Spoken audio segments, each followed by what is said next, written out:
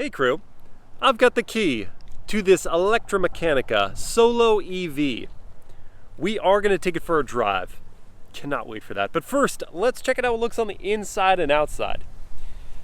Now, I've attempted to start this video 3 different times, and on 3 different occasions, I've had to pause because though there is seemingly no one in this parking lot, three different people have just sort of materialized, coming over to go like, what the heck is that?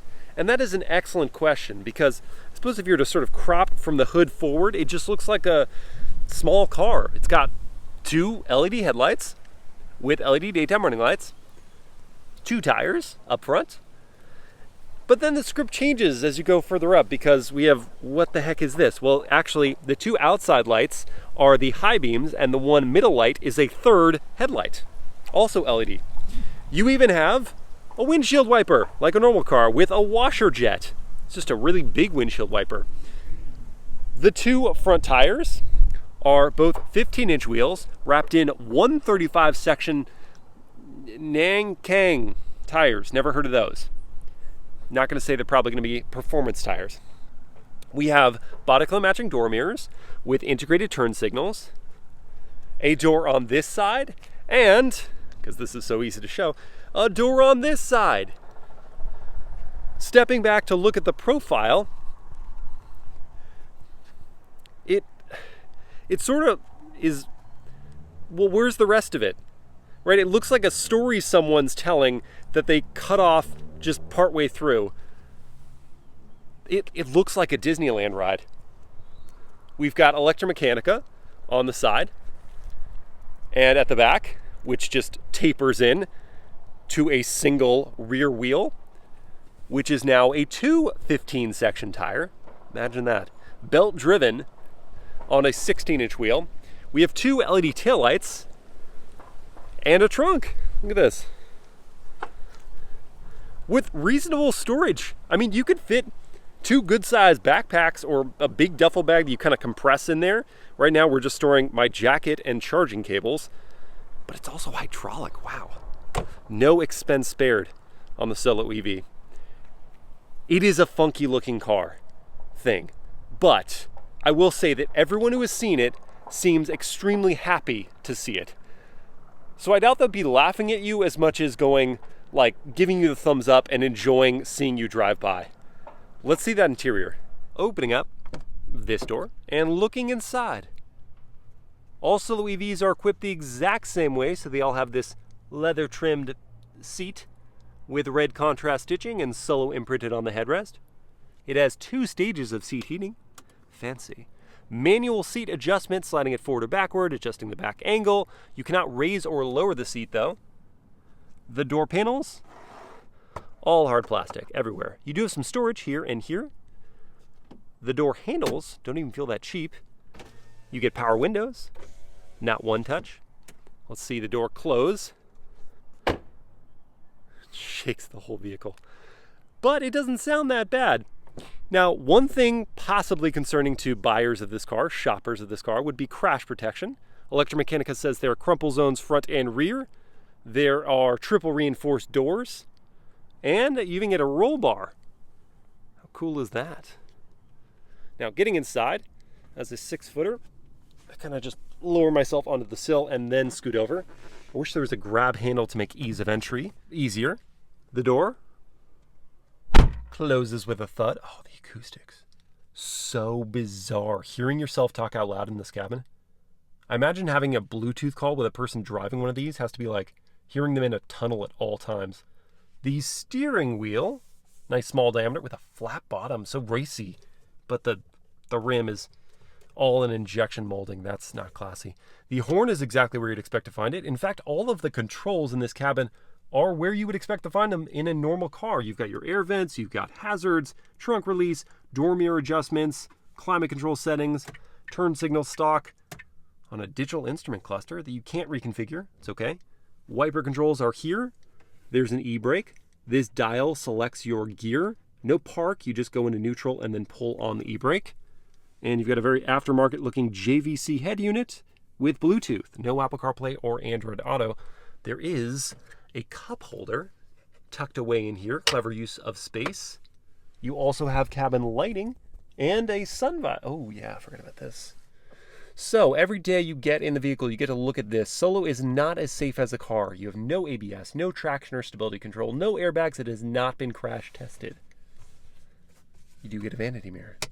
The sun visor does not slide. I mean, you've got all the conveniences you would need. Let's take it for a drive.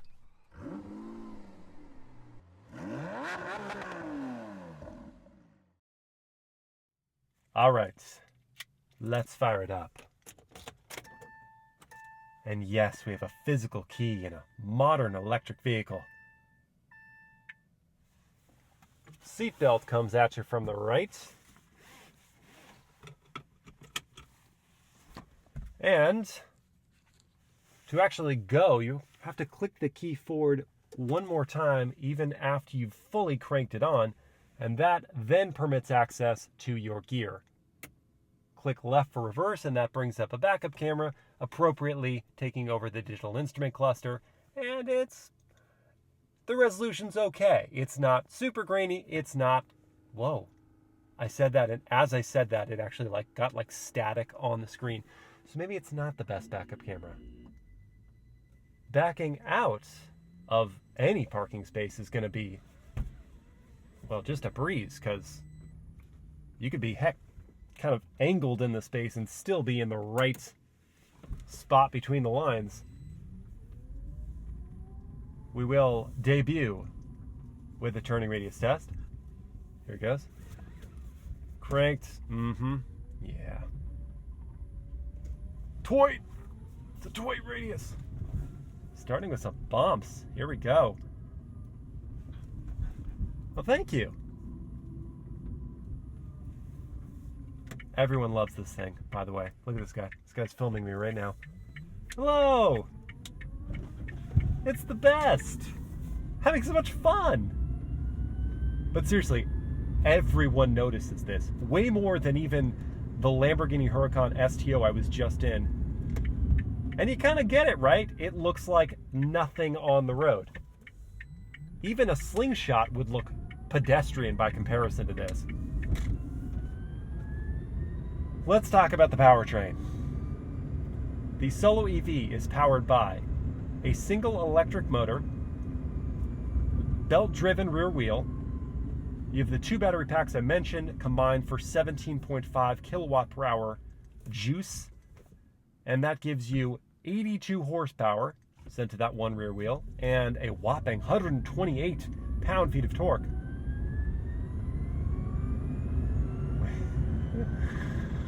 Which, as I just pinned the throttle, doesn't feel like that much. And I should mention I have a 93% charge, so we can't blame anything like, well, the battery was almost depleted. No. This is 82 horsepower and 128 pound-feet of torque floored. It's not the kind of what we've come to expect from electric vehicles, like instant get up and go. But this thing isn't an absolute featherweight. It weighs 1,500 pounds. So 82 horsepower moving that compared to moving like, well, I don't know, a motorcycle that weighs 400 pounds. It's a big difference. It is proven enough for around town.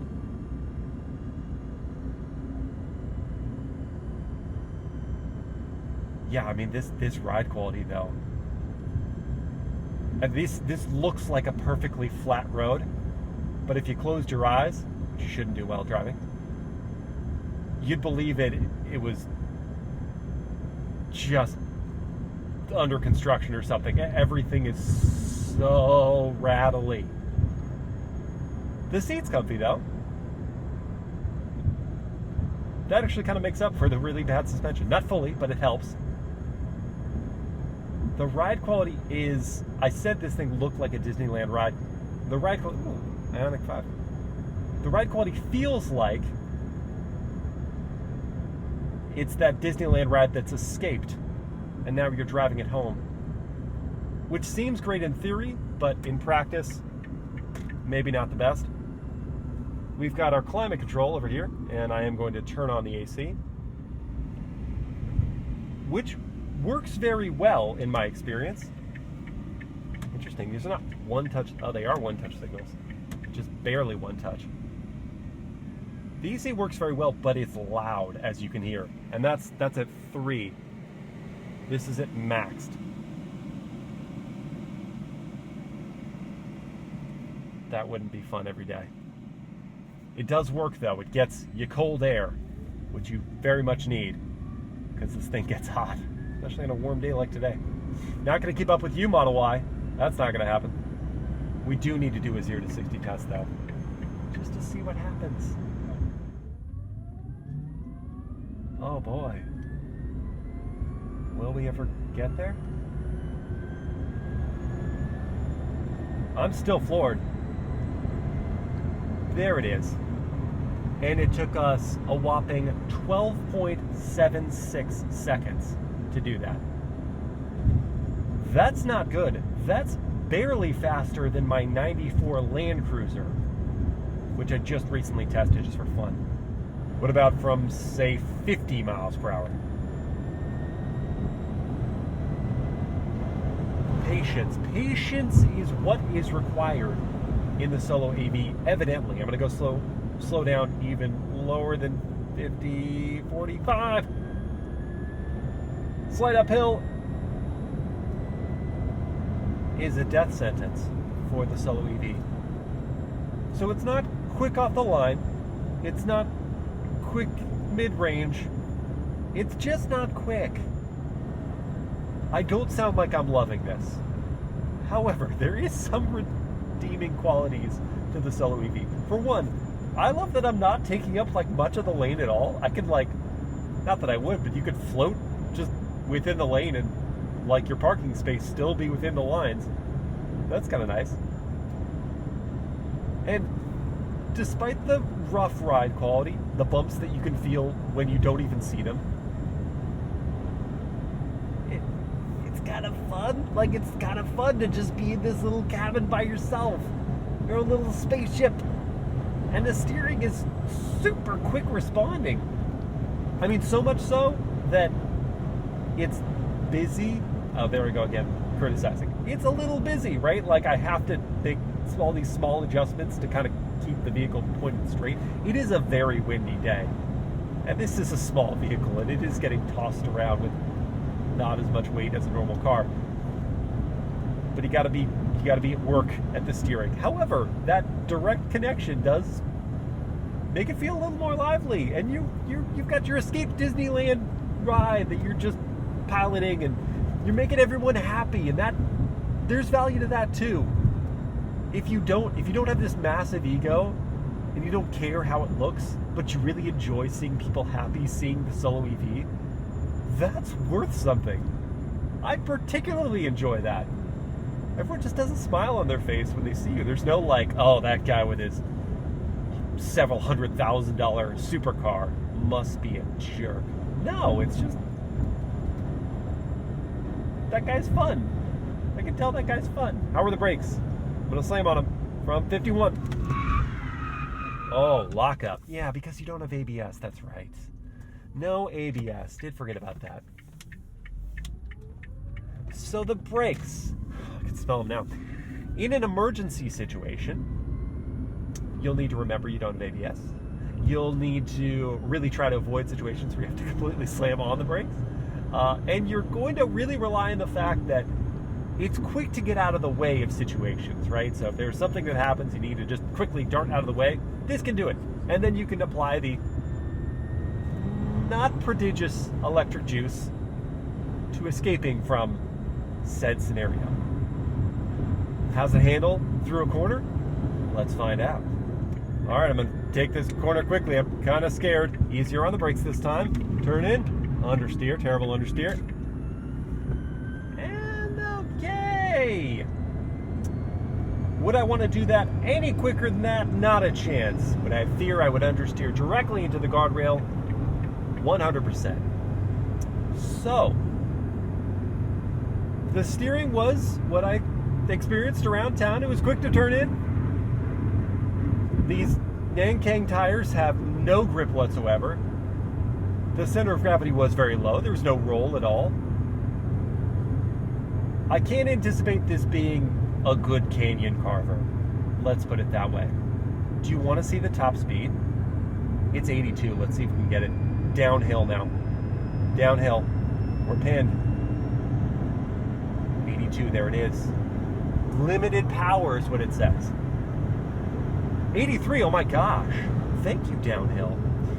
That's the top speed of the Solo EV. Do you have cruise control? No. Do you have any driver assistance features? No. Is it meant for highways? Not really. Would I be somewhat scared if I was in traffic next to semi-trucks that they would crush me? A little bit. Just a little bit. One thing I do have to say in the Solo EV's favor is that I anticipated much worse wind and road noise than I'm actually hearing. Maybe it's because it's so low and so compact, but the wind noise isn't overwhelming, and I really don't hear a ton of road noise whatsoever. So hey, that's a win. I still don't think it belongs on highways. This vehicle makes sense for a city, but I'm not going to jump to the conclusion just yet. But we can't wrap it up without doing a horn test, so here we go.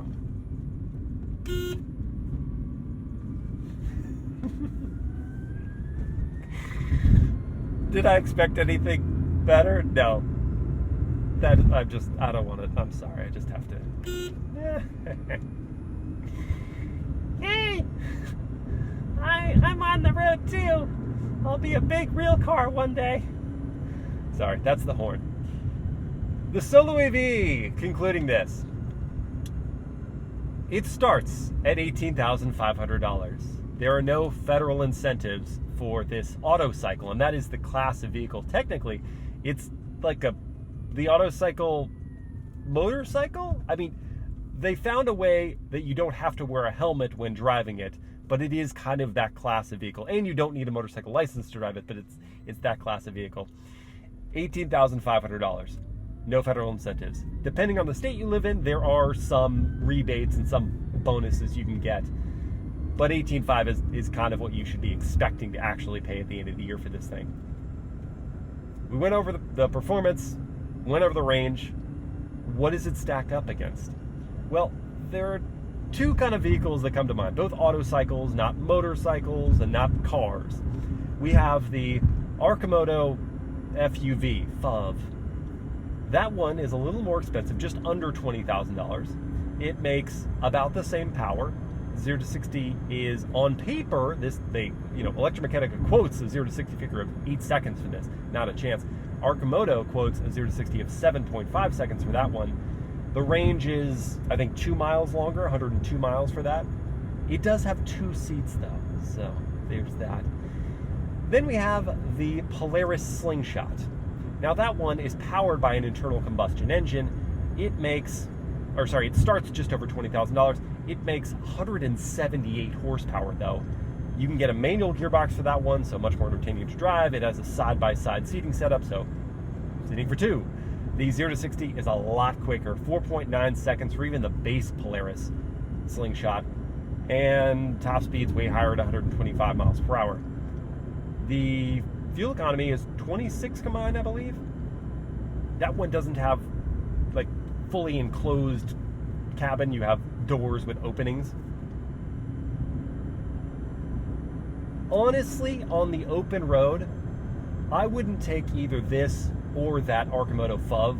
I have taken the Polaris Slingshot on a road trip, and it was fine. It was loud, it was noisy, there was constant wind turbulence, but it was plenty powerful and reasonably comfortable. This only makes sense, and I have to be very clear here. This vehicle only makes sense in a city. In a city where you need parking, the ability to park just about anywhere, heck yes. This or the Arcimoto FUV, certainly. Having just one seat means that you can tell your friends every time they want to bum a ride, I'm sorry, I actually can't give you a ride. So if you're an introvert, you don't want to talk to anyone, that makes sense. Beyond that one situation, I don't really get it. Not suburbia, not commuting outside the city, just a city commuter.